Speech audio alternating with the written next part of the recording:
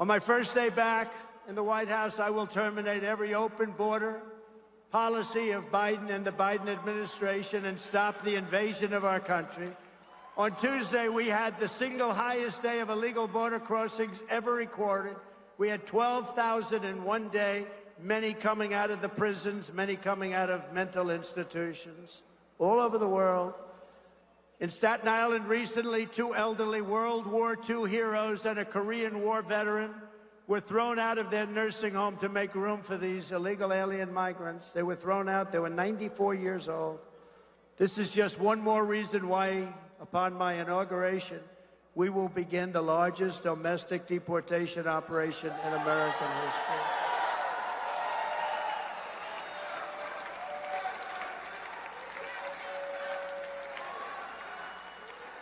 I will immediately restore and expand the Trump travel ban on entry from terror-plagued countries, and I will implement strong ideological screening for all immigrants. And by the way, the travel ban worked 100%. I didn't want to talk about it during my term, but I talk about it now. We didn't have one attack. We didn't have one attack.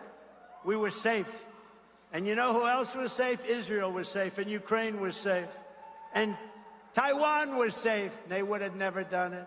If you hate America, if you want to abolish Israel, if you want to sympathize with jihadists, then we don't want you in our country, and you are not getting in. You're not coming in.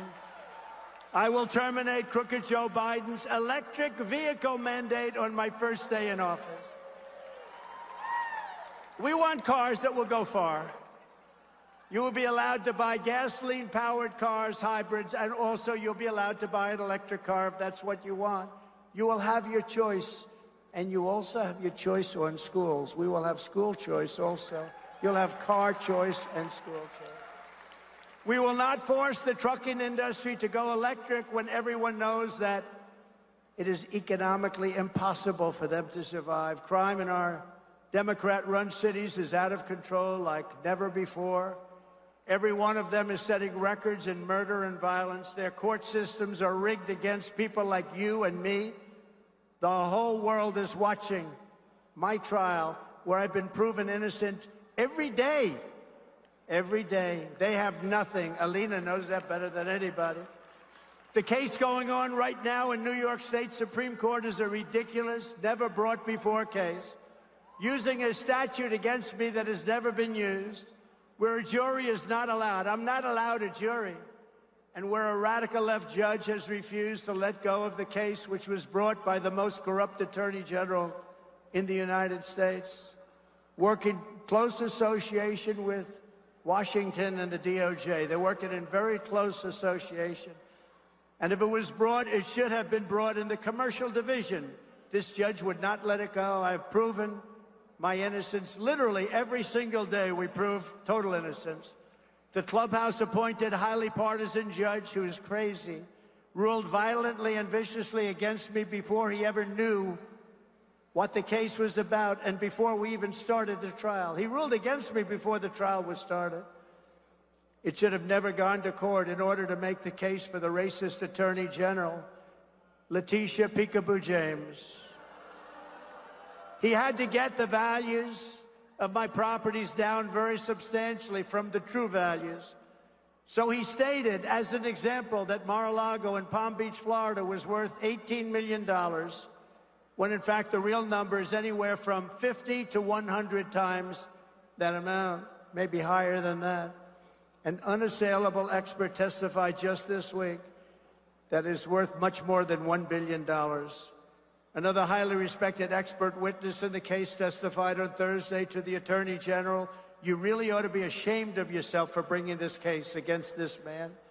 His expert finding after exhaustive research, one of the most respected people in the country, after exhaustive research, is there is no evidence whatsoever of any accounting problems or fraud.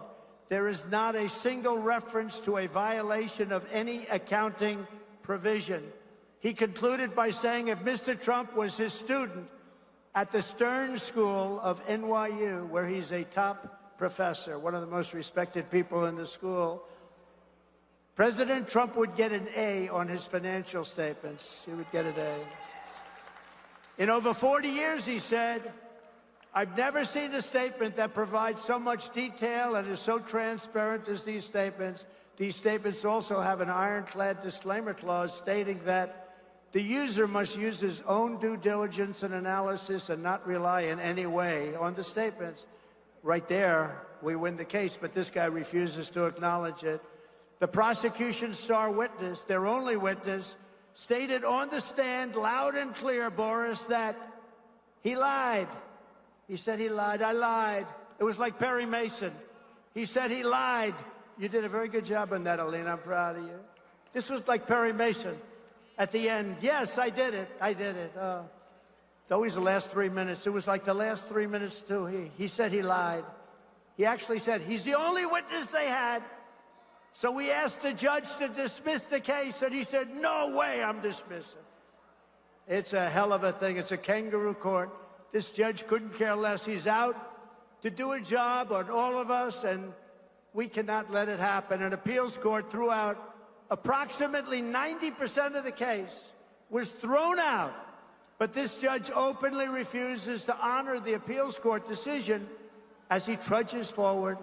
Facts mean absolutely nothing to him. He cannot wait to render a decision in favor of the crooked Attorney General, who used me to run for her current position. And then, remember, she ran against our governor now.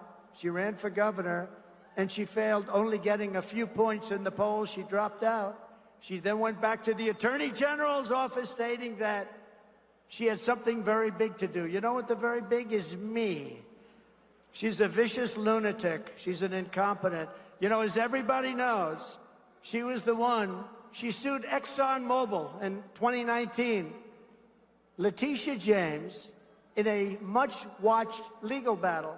The end result was that Exxon moved out of New York. How do you think that's a good idea? ExxonMobil, one of the biggest companies in the world, left New York and they went to Dallas. Great job, Letitia. And that's what's happening right now. Businesses are fleeing our country. Businesses are leaving this whole horrible system. They're leaving the state. They're leaving our country. Our country has changed so radically.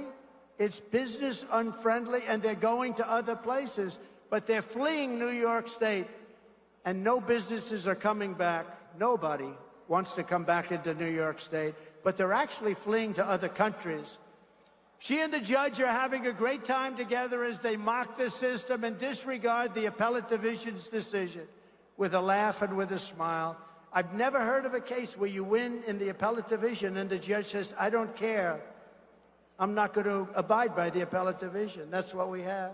And that would have meant 90% of the case would be won. So all of this while murder and violent crime is taking place right outside of this courthouse. So just to wrap up, I want to say this. We have a sick country. We have, as a couple of you have said, we have a nation in decline, in very, very serious decline. We're going to run in New York. We're going to run strong in New York. We're going to do things that nobody ever believed. We're going to win New York. We're going to win New Jersey. We're going to win Virginia. And then we're going to win a lot of the states that we're expected to win. And we're going to do a job like nobody's been able to do. And we're going to bring law and order back.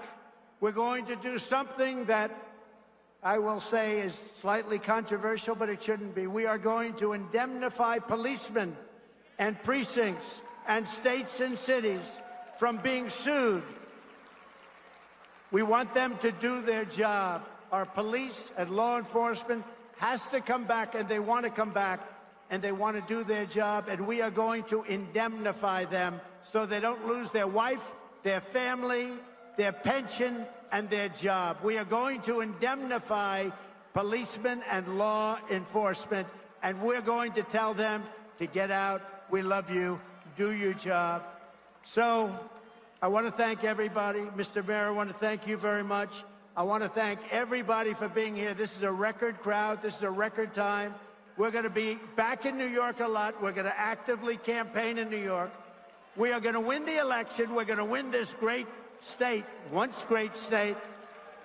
And with you at my side, we will demolish the deep state. We will expel the warmongers from our government. We will drive out the globalists. We will cast out the communists, Marxists, and fascists. We will throw off the sick political class that hates our country. We will rout the fake news media. We will evict Joe Biden from the White House. And we will finish this job of making our country great again once and for all. Thank you very much, everybody. Thank you. Thank you very much. Thank you. Thank you.